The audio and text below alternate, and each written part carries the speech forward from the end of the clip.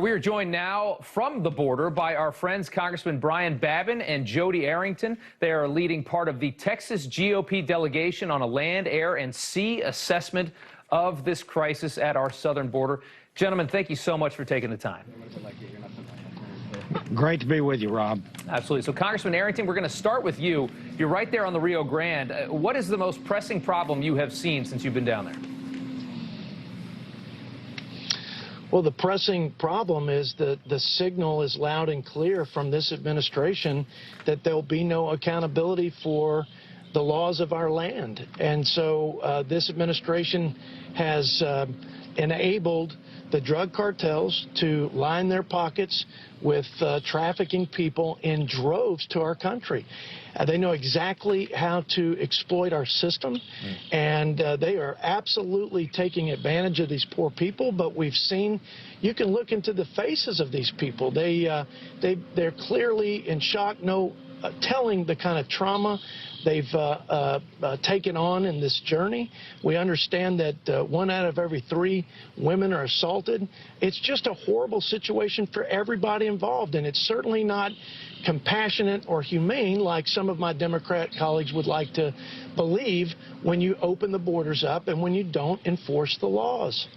You make a good point. Congressman Babin, I want to talk to you about the Donna facility. You observed it yesterday and today. The media got its first look today. It's obviously a big deal. Some of these photos, these videos, young kids in these pens, a lot of them, though, are actually working-age teenage boys, and that might be part of the problem as well. A lot of people are older saying they're younger, trying to get in as kids. And I guess further than that, what are we going to do with thousands and thousands of children in this country that don't have parents? That is an excellent question because they're overwhelmed. I mean, the facility we saw yesterday in Donna is really with COVID capacity of a maximum of 250 people. They got 5,700 folks in that facility, and it is incredible to see how they're packed in there. And as a healthcare practitioner myself, during a COVID pandemic, we're still locked down wearing masks. Dr. Fauci, President Biden is telling us we're going to have to wear masks all the way up until July and even beyond. And they're letting and releasing COVID positive illegals into the country. Right. They don't test for COVID unless they show symptoms. And even at that, there's 5 to 10% infection rate. And we know that young people, and that's who these are in this facility. Young people don't always exhibit symptoms, but yet they can be carriers. So it's outrageous what this administration is doing to the American people, to our safety, to our security, and simply they're just covering it up. I mean, they've never admitted that it's a crisis. It's a catastrophe what's going on out there, and we've seen them firsthand. We've seen these people coming over in droves. We've seen the rollback of the really effective Trump policies that were developed over a 4-year period of time. Right. And the Biden administration just can't see the reality of what they're doing to the American people. Yeah, understood. It's shameful. And it's a failure of America. It's a mess, and I still just wonder, and I don't think anybody has an answer to it, what are we going to do with all of these kids? Congressman Arrington, the media spoke to Border Patrol agents. Here's what one agent had to say about the surge at the border. Take a listen. We're close to already 500,000 people encountered along the southwest border. I fully expect, our Border Patrol agents to encounter over 1 million people this year. So that's what Border Patrol is expecting. It's a huge number. They said some 900 criminal illegal aliens have already been arrested.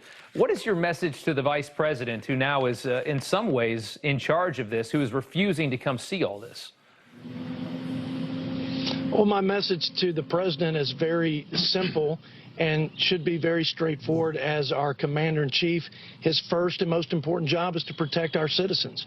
The second is the Constitution, which he swore an oath to uphold, to protect and defend, says that his job is to faithfully execute the laws of this land. And when he doesn't, when he placates to the left and the open border advocates, like his vice president, quite frankly, you get chaos here at the border. We talked to landowners who are scared to death. We've talked to local stakeholders in education and health care. These folks are overwhelmed, they're overrun, and their federal government has abandoned them. They feel like their government has failed them, and they're exactly right. God bless Texas, because our governor and our local and state law enforcement have stepped up.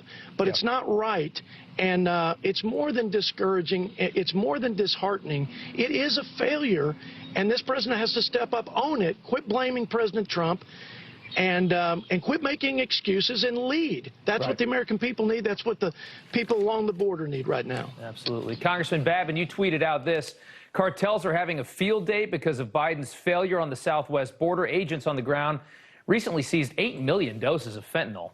FYI, consuming as little as 0.25 milligrams can kill you. It's powerful stuff. Thanks for the update, DEA, and all the work that you do to protect us. So, I mean, really the big winners in all of this, when you look at it, are these cartels. I mean, the left thinks they're doing something for these poor migrants, but the people that are really coming out ahead are cartels, right? There is no question the cartels have been empowered. And in the name of humanity, the Biden administration, as I said earlier, has rolled back all these policies that were very, very effective. Yeah. And it is the cartels are making money hand over fist, not only in human trafficking, but as you said, in the drug trade. And what they'll do is they'll create diversions. The Border Patrol will pull folks off the line. They'll pull hundreds of people off the line to go take care of children and process folks that are turning themselves in by the thousands, and that leaves a big gap in the line. And so let me tell you, the cartels know what's going on, and they exploit that to the maximum. Right. And we had a great visit yesterday with the Drug Enforcement Administration, the DEA. We talked to Coast Guard. We saw piles and piles of fentanyl, of marijuana. We just saw a truck that was full of literally tons of marijuana here in Laredo, and they are absolutely enriching and empowering the drug cartels at the expense of the safety of our American citizenry. And as we said earlier, the Biden administration is actually, they're missing in action here. We actually invited Vice President Kamala Harris to come with us and join us at some of these, on our itinerary, some of these stops that we've had the last several days. All we heard was crickets. And so they need to come down here, and they need to see things for themselves. And the American people, thank you, Rob, for getting the message out. Thank you to Newsmax and other news outlets that will tell the truth, because that's what the American people need to hear. Absolutely. They're not getting the truth from the Biden administration. Thank you for doing that. Let's get the word out, because they need to make some drastic changes. Yeah, and thank you, gentlemen, both for pounding away at this issue, because you are changing a lot of minds. We saw the numbers today, and the amount of people in this country that approve of this right now is dropping, and dropping fast. People don't like what they're seeing. So thank you for the time, gentlemen. Both the Congressman from Texas, Jodey Arrington, Brian Babin. Good to see you guys. Coming up, the left